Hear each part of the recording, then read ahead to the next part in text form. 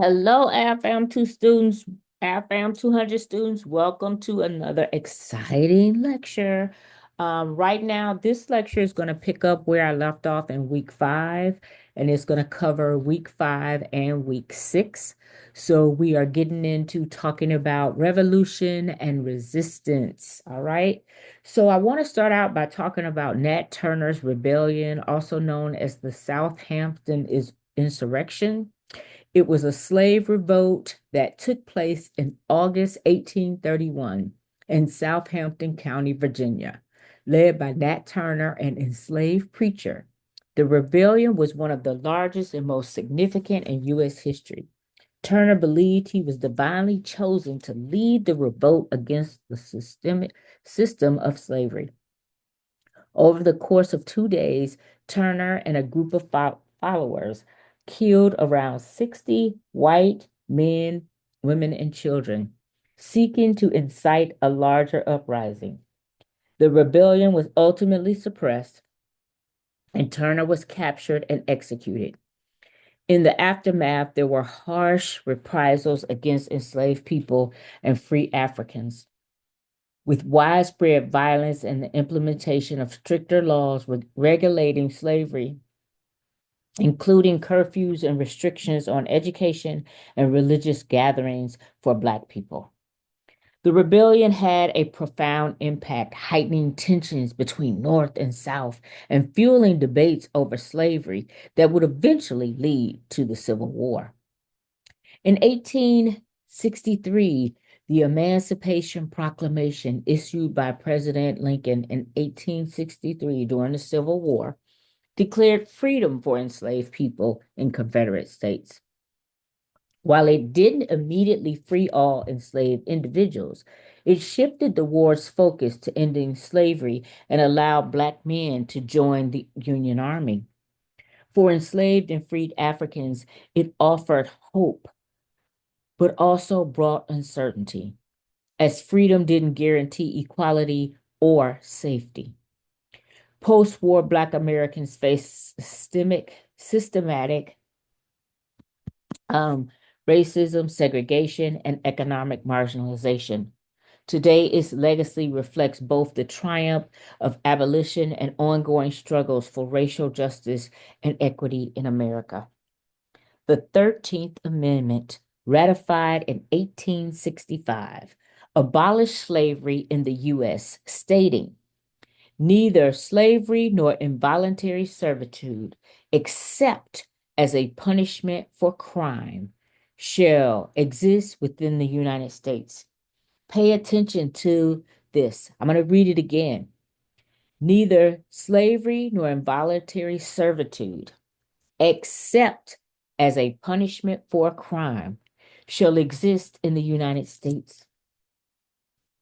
There's a wonderful documentary on Netflix by Ava DuVernay, and it really breaks this down and helps us understand how that clause of "except as a punishment for slavery" has been used to continue slave labor and slavery within our prison system and our prison industrial complex.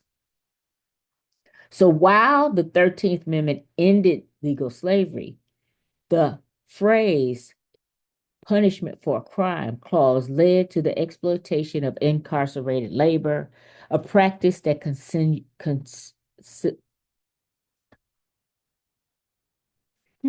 a practice that persists today.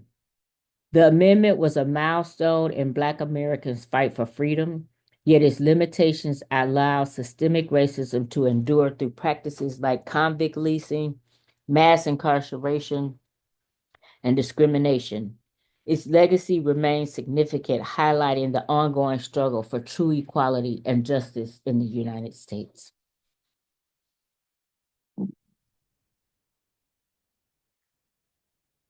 The Reconstruction era and the Jim Crow era. So, as we look at the timeline, the Reconstruction period took place between 1865 to 1877. It followed the Civil War, aiming to rebuild the South and integrate formerly enslaved Black people into society. During this time, Black Americans gained new rights, including the right to vote, thanks to the 13th, 14th, and 15th Amendments. Black political participation surged, leading to the election of over a dozen Black congressmen, including Hiram Revels, the first Black U.S. Senator. Despite these advancements, white supremacist violence, Black code, and the eventual rise of Jim Crow laws undermined these gains, severely limiting Black political power after the Reconstruction ended in 1877. From 1877 to the 1960s, Jim Crow laws enforced racial segregation in the South, institutionalizing white supremacy and denying Black Americans equal rights. These laws mandated separate public facilities, schools, transportation, and housing for Black and white people, often under the guise of separate but equal, though Black facilities were typically inferior. Examples of the laws includes banning interracial marriage, segregated seating on buses, like the famous case of the Montgomery bus boycott and Rosa Parks, separate schools, restaurants, and bathrooms. Jim Crow laws were upheld by the 1896 Plessy versus Ferguson Supreme Court decision and weren't fully dismantled until the Civil Rights Movement. While the North did not have formal Jim Crow laws like the South, racial segregation and discrimination still existed in practice. Northern states often enforced de facto segregation through housing policies, school district boundaries, employment discrimination, and social customs. Black Americans in the North faced segregated neighborhoods due to redlining, unequal education, restricted job opportunities, and exclusion from certain public spaces. Though not codified into law as in the South, racism was widespread, and northern cities experienced racial tensions and riots, revealing the systemic inequality was not limited to the South during the Jim Crow era. One of my favorite books and favorite things that I had to read to help me understand Reconstruction and the search for education was James Anderson's research, The Education of Blacks in the South from 1860 to 1935. It was published in 1988. And this wonderful historical book highlights how newly freed enslaved people viewed education and literacy as vital tools for empowerment and social mobility. Anderson shows us that despite immense challenges, Black communities established schools and fought for universal education as a pathway to freedom and equality. However, the rise of segregation and white supremacy, including the establishment of unequal, underfunded schools, severely hindered Black educational progress. White supremacist resistance to Black education sought to maintain social control, limiting the potential for Black advancement and reinforcing racial inequality in a Reconstruction United States.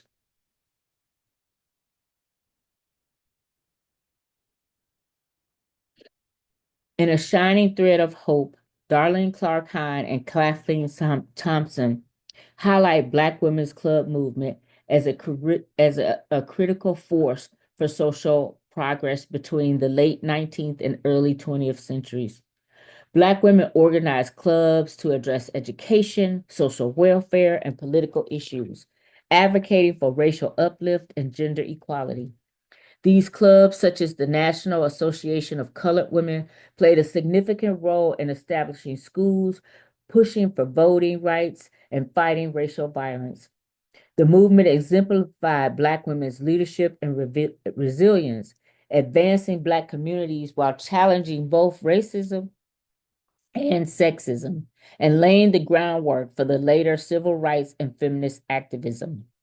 The key point of the chapter: A Tale of Three Cities by Darlene Clark Hine and Kathleen Thompson in A Shining Thread of Hope is to illustrate how Black women in Chicago, New York, and Washington, D.C.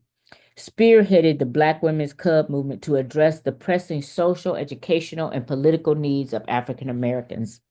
The chapter emphasizes how these women organized to combat racial and gender oppression through community building, education advocacy, social service, and political activism.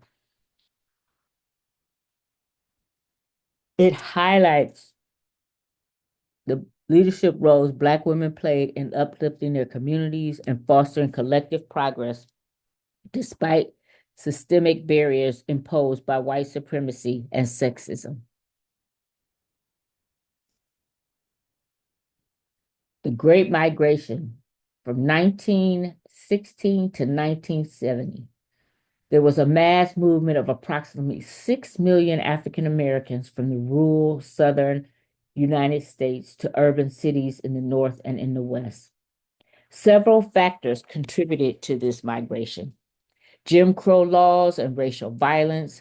There was segregation and disenfranchisement and violent racism, including lynching, that made life in the South dangerous and oppressive for African Americans.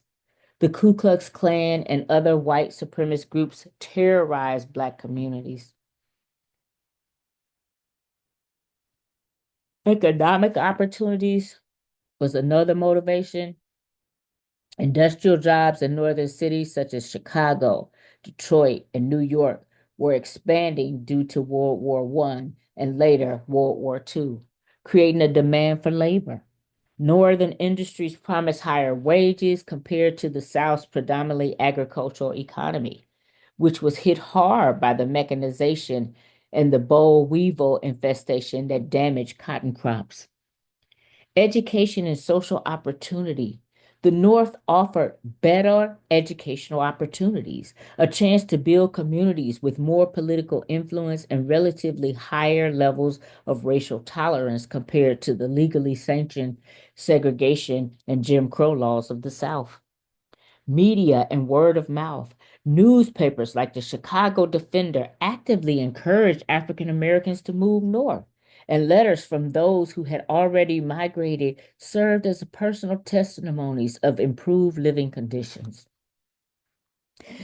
This migration reshaped the cultural, political, and economic landscape of both the North and the South, leading to the development of vibrant Black urban communities such as Harlem and influencing key movements like the Harlem Renaissance and the Civil Rights Movement.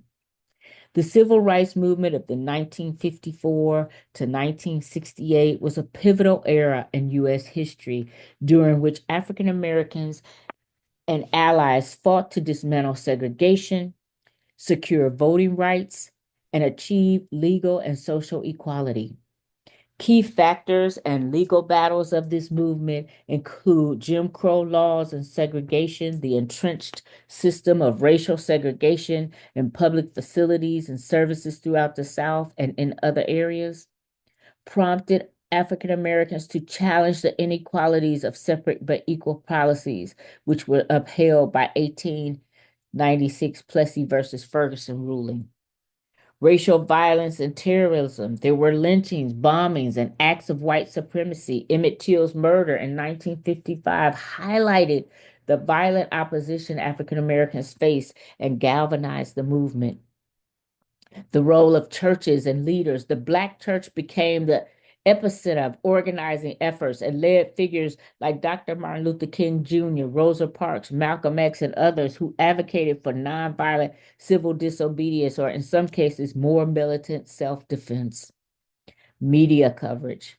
Television and print media played a crucial role in exposing the brutal realities of segregation and racial violence, bringing national and international attention to the movement. A few legal battles. Brown versus the Board of Education, decided in 1954. This landmark Supreme Court decision declared racial segregation in public schools as unconstitutional and overturned 1896 Plessy versus Ferguson and established that separate educational facilities are inherently unequal. And it set a legal precedent for future civil rights victories. The Montgomery bus boycott from 1955 to 1956, sparked by Rosa Parks' arrest for refusing to give up her seat to a white passenger. This year-long boycott led to a Supreme Court decision in 1956 ruling segregation on public buses as unconstitutional. The Civil Rights Act of 1964.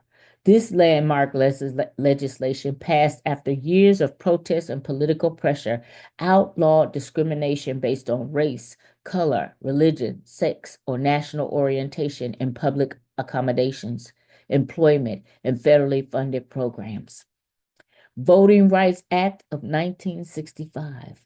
Following the violent suppression of peaceful protests such as Bloody Sunday in Selma, Alabama, this act passed to eliminate discriminatory voting practices like literacy tests and poll taxes and provided federal oversight of voter registration. Fair Housing Act of 1968. This law passed in the aftermath of Dr. King's assassination, prohibited discrimination concerning sale, rental, and financing of housing based on race, religion, national origin, and later gender.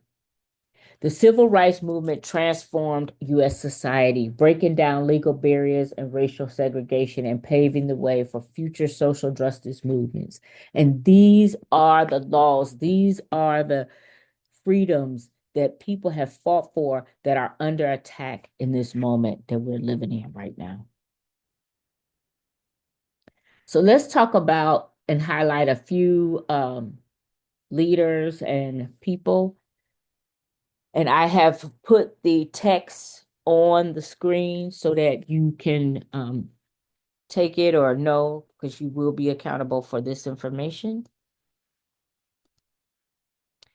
So the Angolan queen who led her people in resistance against the Portuguese, we've talked about Queen Nzinga before, so I'm not going to belabor the process, but we know how phenomenal she is, and we know about her diplomatic and military prowess. I'm not sure if we talked about Toussaint Louverture, a leader of the Haitian Revolution, which culminated in Haiti becoming the first Black republic and the first country to permanently abolish slavery in 1804. His leadership inspired anti-slavery movements globally. Nene of the Maroons, an iconic leader of the Jamaican Maroons who fought for freedom and led a successful resistance against British colonizers. She is known for her guerrilla warfare tactics. Harriet Tubman escaped slavery and became a conductor of the Underground Railroad, leading hundreds of enslaved people to freedom. Frederick Douglass, and also an escaped enslaved person who became one of the most influential abolitionist leaders and renowned eloquent speeches and writings of advocating for abolition of slavery and the equality of African Americans. Sojourner Truth, a former enslaved woman who became a powerful abolitionist and advocate for women's rights. Her famous speech, Ain't I a Woman, highlighted issues of intersectionality of race and gender. The Reconstruction era, Ida B. Wells, one of our own Chicago natives, journalist, educator, and civil rights leader. She had a newspaper, her own newspaper, and also led the fight for anti-lynching movement. W.E.B. Du Bois, mentioned him earlier, a sociologist, historian, and activist who co-founded the NAACP in 1909. His work, including The Souls of Black Folks, analyzed Black experience and articulated the concept that we talked about in the other lecture of double consciousness. Mary Church Terrell, an educator and early civil rights activist, was one of the first Black women to earn a college degree and one of the founding members of the NAACP. She fought for suffrage, civil rights, and the education of African Americans.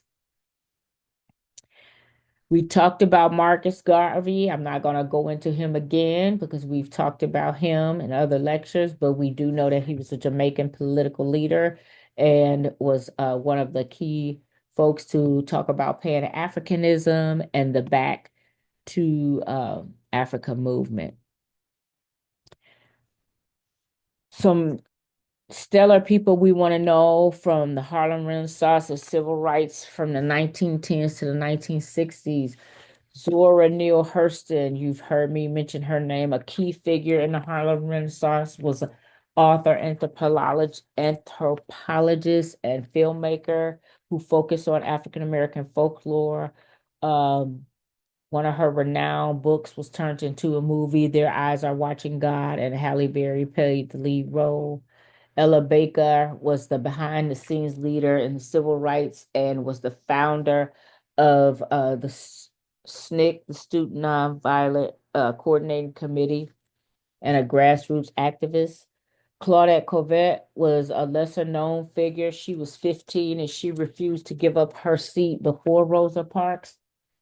But because she was pregnant and not married, they did not want her to be the person that would represent, you know. They didn't want her to be torn down. Post Jim Crow and rise of contemporary leadership. One of my favorites, Angela Davis, a scholar, activist, member associated with the Black Panther Party and the Communist Party, is profound speaker on the carceral state and prison abolition and intersectional feminism. Also, Maya Angelou, a renowned poet and lyricist, and you would love her book, I Know Why the Cage Bird Sings. It reflects race, identity, and resilience. And she was a phenomenal woman and poet. Stokely Carmichael, I mentioned him earlier, or Kwame Ture, was one of the leaders in Student Nonviolent Coordinating Committee and was also a Black Panther Party member and coined the term of Black Power. Chimamanda, I don't want to butcher her name, but is a Nigerian author whose works we should be check it out, where they talk about wonderful themes of identity, post-colonialism, and feminism. One of my other favorites, Audre Lorde, we will end with her, a poet, essayist, and feminist. She used to focus on intersectionality, particularly race and gender, and she has profound writings in the feminist and queer movements based on her stuff today. So I want to leave you with this discussion question. Which of these figures resonated with you and why? And how do you think their contributions connect to the broader historical periods that we have discussed and will be discussing? And finally, send questions, comments, or concerns to d-wheeler@neiu.edu. Happy reading.